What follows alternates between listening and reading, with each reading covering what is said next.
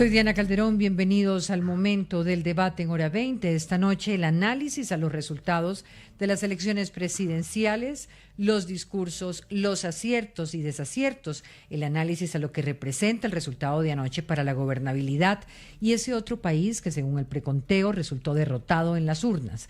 También el análisis a la dimensión judicial, los reclamos, lo que viene del proceso de escrutinio y la impugnación de algunos resultados. Están con nosotros Sandra Borda, politóloga, doctora en ciencia política, columnista. Buenas noches, Sandra. Hola, Diana, muy buenas noches a usted, a los compañeros de mesa y a la audiencia. Senador electo del Centro Democrático, Andrés Forero, buenas noches. Diana, muy buenas noches, un saludo para ti, para la mesa y para toda la audiencia. Congresista Gabriel Becerra, por el Pacto Histórico y miembro de la campaña de Iván Cepeda, buenas noches. Buenas noches, Diana, buenas noches a los colegas y a la audiencia. También está con nosotros Juan Pablo Estrada, abogado, profesor universitario y analista. Diana, buenas noches para usted, para los compañeros en el panel y para la siempre nutrida audiencia de Hora 20. Y Andrés Galvez, socio fundador de GDP Consultores. Buenas noches. Hola Diana, buenas noches, encantado de estar nuevamente con ustedes. Que además estuvo con nosotros anoche y hoy ha hecho un trabajo muy grande sobre el cual vamos a hablar con ustedes porque dará una mirada muy completa a lo que fue ese proceso electoral de ayer. Pero antes nos vamos con un poco de contexto, porque sobre las 8:40 de la noche apareció el presidente electo Abelardo de la Espriella en tarima, protegido por un escudo antibalas de vidrio y después de haber recorrido Barranquilla en una especie de papamóvil. De la Espriella ofreció un discurso caracterizado por tener tintes de unión, respeto a las instituciones, en especial las fuerzas militares, respeto y garantías a la oposición y la promesa de un gobierno para todos, no solo para quienes votaron por él, en la elección más reñida de la historia, con una diferencia de 250,000 votos y con una participación histórica del 63%. Sin embargo, también tuvo ese discurso algunas, por decirlo de alguna manera, amenazas a la oposición en el sentido de no atreverse a no reconocer esos resultados o a llamar a las movilizaciones en la calle, cosa que no ha ocurrido. Mientras la celebración subía de temperatura en la ventana al mundo, en Barranquilla, en Bogotá, horas antes el candidato Iván Cepeda, con 12.7 millones de votos, a sus espaldas daba un discurso mesurado en el que dejaba en manos del escrutinio el reconocimiento de los resultados. A renglón seguido, Cepeda aseguró que se presentarían 33,000 reclamaciones, cifra que esta mañana actualizó a 57,000, asegurando que se habrían dado irregularidades en formulario C14, errores aritméticos o tachones. Pero hoy les podemos decir que ese escrutinio avanza en un 99.04%, que ya se cumplió con el municipal y sigue el departamental y nacional, el cual está a cargo de 9,300 jueces y notarios que verifican la información para que después el Consejo Nacional Electoral, que es el que le corresponde, declare ganador de la jornada al presidente el pasado 21 de junio. Yo quiero empezar primero por contarle un poco a los oyentes con lo que Esteban Galvez nos ha preparado, a quién favoreció más en Colombia el aumento en la participación del 63% y qué elementos le dieron el triunfo a Abelardo de la Espriella. Pues Diana, es irónico porque este incremento en participación realmente le sirvió y le favoreció mucho más a Iván Cepeda, que logró estrechar la brecha que se tenía entre la primera y la segunda vuelta. Lo que ocurrió fue que ese margen y ese momentum no fue suficiente, porque en votos, cuando miramos al final, departamentos como Antioquia, la Orinoquía y los Santanderes marcaron una diferencia muy fuerte, y sumado a lo que pasó en Bogotá. El margen en Bogotá estuvo muy estrecho. Para que se hagan una idea a los oyentes, el margen en Bogotá llegó a ser en su momento Rodolfo Petro más del 20%, y hoy el margen de distancia apenas fue del 7%.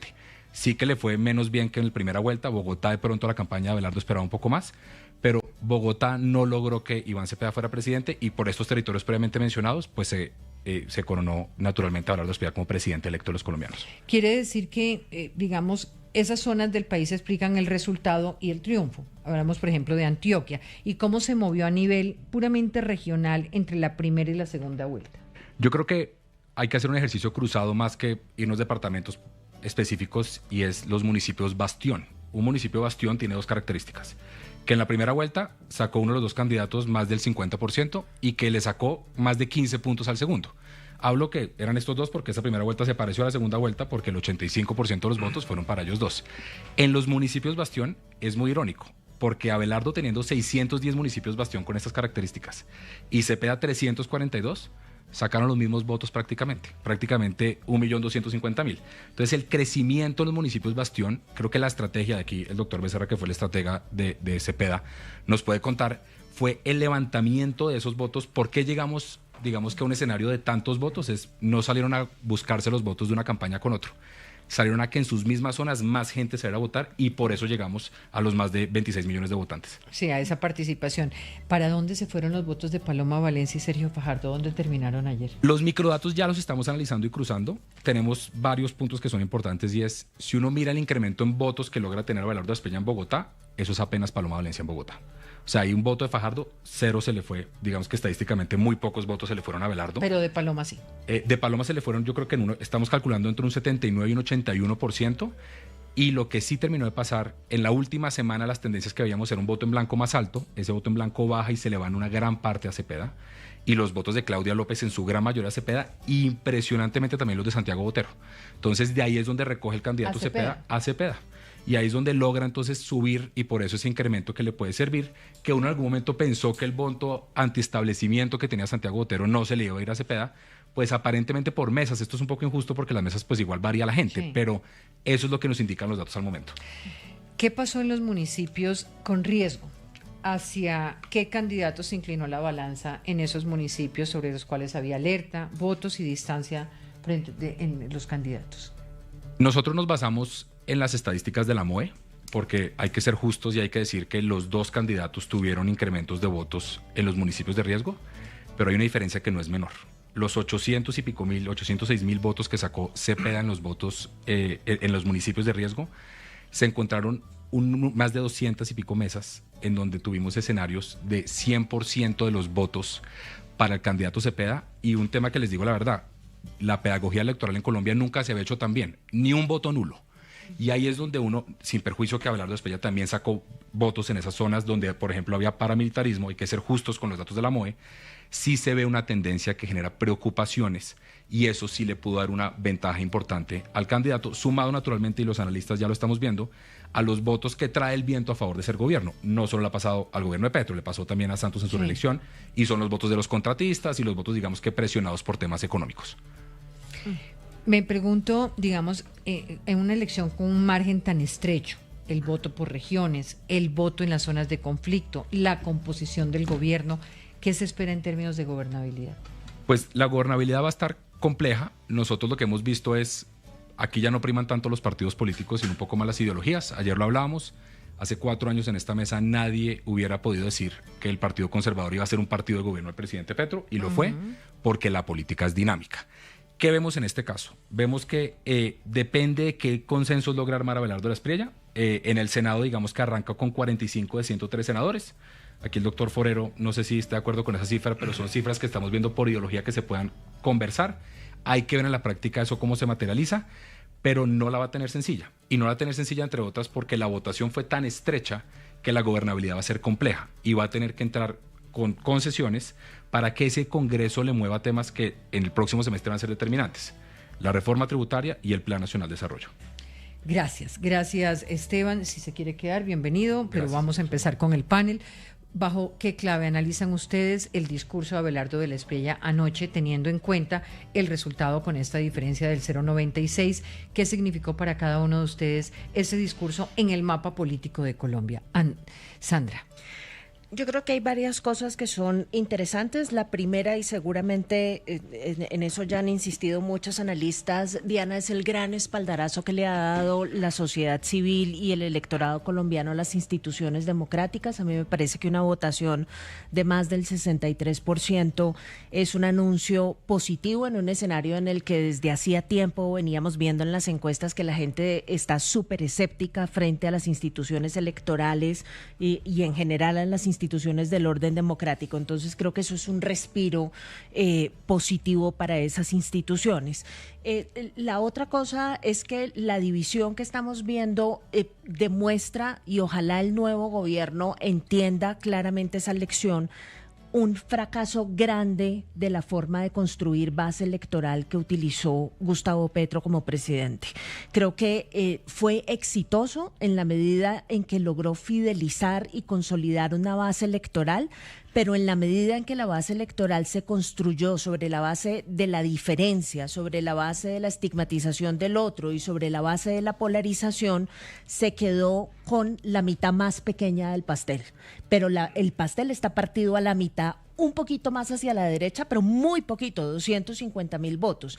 Ese es el gran riesgo de construir base electoral de esa forma. Creo que la lección para el siguiente gobierno necesaria y obligatoriamente tiene que ser que si solamente hay 250.000 votos de diferencia, el proceso de construcción de la gobernabilidad tiene que pasar necesariamente por salirse, desatrincherarse de la base electoral.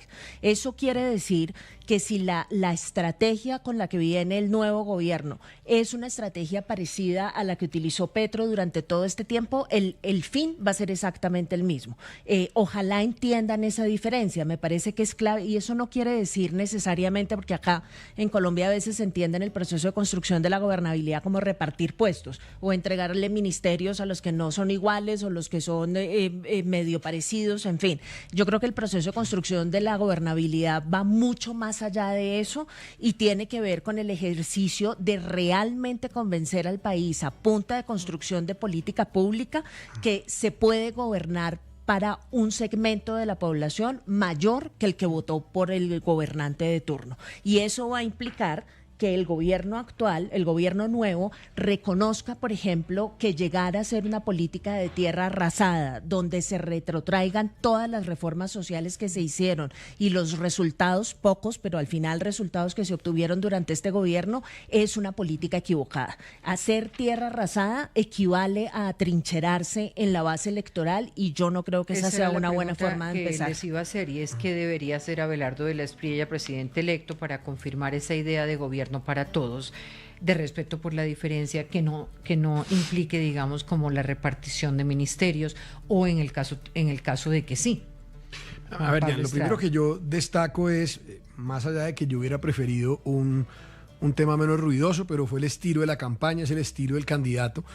Creo que se demoró mucho en hablar, esa caravana pudo haber sido innecesaria, pero pues el que gana es el que goza, y más en Barranquilla, su tierra. Yo creo que destaco el mensaje de respeto a la Constitución del 91. O sea, era un tema que le preocupaba al electorado, fue un tema que debilitó enormemente a Iván Cepeda haber sido tan ambiguo y dejarse montar en ese discurso del petrismo. Lo de que no hay diferencias irreconciliables en política, eso me pareció un buen mensaje, el que no hay vencedores ni vencidos. El de que reconoce que enfrenta una crisis dura en muchos aspectos, que debe gobernar y tomar decisiones en el corto y mediano plazo. Dice, no ofrezco promesas, ofrezco trabajo, eso es lo que me van a ver. Y me gustó también un poquito ese mensaje, aunque le necesitará muchos más para terminar de reivindicarse con los periodistas, de respeto, de tolerancia. Sobró innecesarias las amenazas de que él muerde duro después de decirle a la oposición que tiene plenas garantías. Me parece que no, que fue tal vez el lunar. Ahora, yo fíjense que en el tema de gobernabilidad entiendo a Sandra, quien tanto quiero y respeto, que siempre lo quieren ver desde un escenario de la ciencia política, pero pues quienes de alguna manera hemos estado cerca de esa mecánica sabemos que hay en el Congreso de la República unos senadores de partido e ideología, y hay otros que así los conocen los correos, que se llaman senadores barriga. Esos senadores barriga se van a ir a arrimar a alguien que tiene que decir, yo tengo el SENA, yo tengo el Invías allí, porque se lo dio el pacto, ¿no? Ojo, no es por... Y se lo va a mantener, porque acuérdense que con el pacto gobernó la U, con el pacto gobernó Cambio Radical, y con el pacto gobernó... Perdón, Cambio Radical no, perdón, escúcheme. La U, el Partido Conservador y un sector grande del Partido Liberal. Entonces, esos no necesitan mucha seducción ideológica. Pero yo sí creo que teniendo esa recomposición no puede, y en eso coincido íntegramente con Sandra Borda, el gran error de Petro en estos micrófonos que me han abierto tanto aquí, generosamente lo dije hace 4 años. Ganó, la cifra era ajustada también con Rodolfo. O O sea, menos que ahora sí, pero ganó y no quiso gobernar para todos. Entendemos que hay una brecha social, pero la persecución al sistema productivo, su pugnacidad y todo lo que uno vale ahorita ser profetas del pasado, le cobró factura y fue un pesado fardo para Iván Cepeda que no se pudo levantar de cargar como el de la emulsión de Scott a ese bacalao que fue Gustavo Petro, diciendo disparates, lanzando dislates y comportándose como un orate, interviniendo en política. Yo creo que hay también hay una mentira final y es, no es toda esa cantidad de voto de izquierda de Iván Cepeda. O sea, Abelardo también tenía generado unas resistencias en un sector de la sociedad y un voto antiabelardista que acompañó a Cepeda con la nariz tapada porque sentía que era refrendar y validar a un candidato apoyado por un gobierno que no era ideal. Y lo mismo del otro lado, ¿no? Entonces yo creo que esas cuentas no son tan alegres a pesar de los análisis juiciosos que nos hicieron ahorita.